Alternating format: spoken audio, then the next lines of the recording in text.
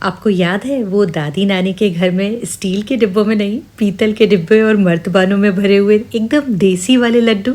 आज वही रिक्रिएट करने की कोशिश करते हैं। Welcome back to exotic dine. मैं हूँ स्वाति। आज मुझे पुराने दिन याद आ गए और दादी वाले जो लड्डू थे उनकी याद आई, तो मुझे लगा आज मैं वही आप लोगों के साथ बना लेती हूँ। इनको बनाना काफ़ी आसान होता है, ना तो चाशनी का झंझट होता है और ना ही मेहनत बहुत ज़्यादा होती है। तो इसके लिए आपको एकदम ताज़ा वाला नारियल लेना है। अब इस नारियल का छिलका हटाने की भी आपको ज़रूरत नहीं पड़ेगी। वैसे नारियल धोने की ज़रूरत तो नहीं होती, लेकिन जब मैं इसको तोड़ फोड़ करके निकाल रही थी तो ज़रा उछल के इधर उधर चले गए थे, नीचे गिर गए थे, तो मुझे लगा एक बार धो लेना चाहिए। तो मैंने इनको एक बार साफ़ पानी में धो लिया है। अब इसके बाद इसको थोड़े छोटे टुकड़ों में काट लूँगी, क्योंकि इसको आगे जाके हमको मिक्सी में चर्न करना है। अगर बहुत मोटे टुकड़ों में काटते हैं तो वो अच्छी तरह से एकदम चर्न नहीं हो पाता, तो इसलिए मैंने इसको चॉप कर लिया है। अब इसके बाद बस आपको इसको मिक्सी के अंदर एकदम बारीक चॉप कर लेना है। बहुत ज़्यादा टाइम नहीं लगता, हो सके तो कम से कम पानी में करिए, वैसे ये ऐसे ही चर्न हो जाएगा। ये देखिए इस तरह का इसको चर्न करके हमको ले लेना है। इसी तरह का ये होना चाहिए। अब आपको सिंपल सा इसका नाप रखना है। जिस भी कटोरी से आप ले रहे हो, तो अगर 2 कटोरी आपने नारियल लिया है तो उसके साथ में 1 कटोरी या उससे थोड़ा ज़्यादा या कम आप अपने टेस्ट के हिसाब से कर सकते हैं, गुड़ ले सकते हैं। यहाँ पर मैंने जैगरी पाउडर लिया है। अगर आपको दूसरा वाला गुड़ मिल जाता है तो उसको आप थोड़ा सा कूट लीजिए और ले लीजिए। अब यहाँ पर मैंने लगभग 2 चम्मच घी डाला है। जितना आपने नारियल लिया था उतना ही घी यहाँ पे जाएगा। गुड़ के साथ चाशनी बनाने के लिए मैंने आधा कप पानी इसके अंदर डाला है और इसको अच्छी तरह से आपको मिक्स करना है।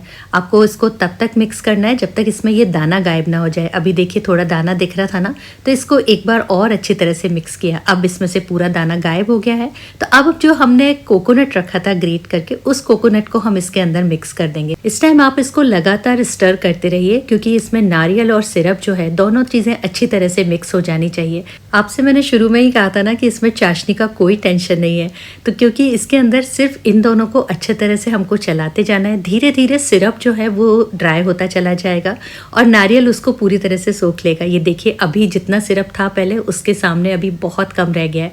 अब इसी टाइम अगर आप इसमें ड्राई फ्रूट्स ऐड करना चाहते हैं तो वो कर दीजिए। तो मैंने यहाँ पर थोड़े से काजू, बादाम और मगज के बीज ऐड कर दिए हैं और ये जो सिरप है लगातार सूखा जा रहा है। इसी तरह से ये ड्राई होता जाएगा। बस आपको लो फ्लेम पर इसको लगातार चलाते जाना है। और अगर आपको इस तरह की रेसिपीज़ अच्छी लगती हैं तो आप इस चैनल को लाइक, शेयर और सब्सक्राइब कर सकते हैं।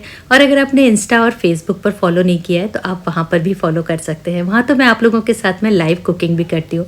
और अब देखिए सिरप बिल्कुल गायब हो गया। आप इस तरह से दबा के देखेंगे तो आपको इसी टाइम गैस को बंद कर देना है। यहाँ पर आपको ध्यान रखना है कि ये जो लड्डू हैं एकदम गर्म जब होगा तभी बन पाएंगे। अगर आप ज़्यादा देर इसको रख देंगे तो इसके लड्डू बनना ना थोड़ा मुश्किल हो जाएगा। तो उसके लिए आप हाथ पे हल्का सा देसी घी लगा लीजिए या हाथ को हल्का सा मॉइस्ट कर लीजिए और उसके बाद इसके गरम गरम में ही आपको लड्डू बांधने हैं।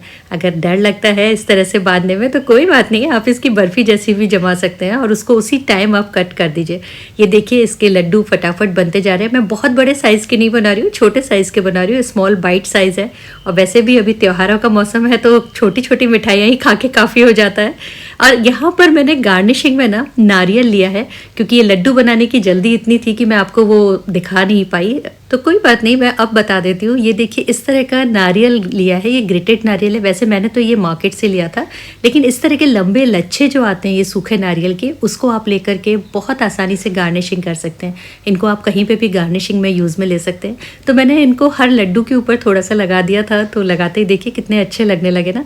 इसी तरीके से हमको करना है। तो बस अब ये जो लड्डू है हमने दादी नानी की याद में बनाए हैं, तो इनको आज मैं वापस वही पीतल के बॉक्सेस के अंदर ही रखूँ। उतने बड़े मर्तमान तो मेरे पास नहीं है, लेकिन छोटे ही सही।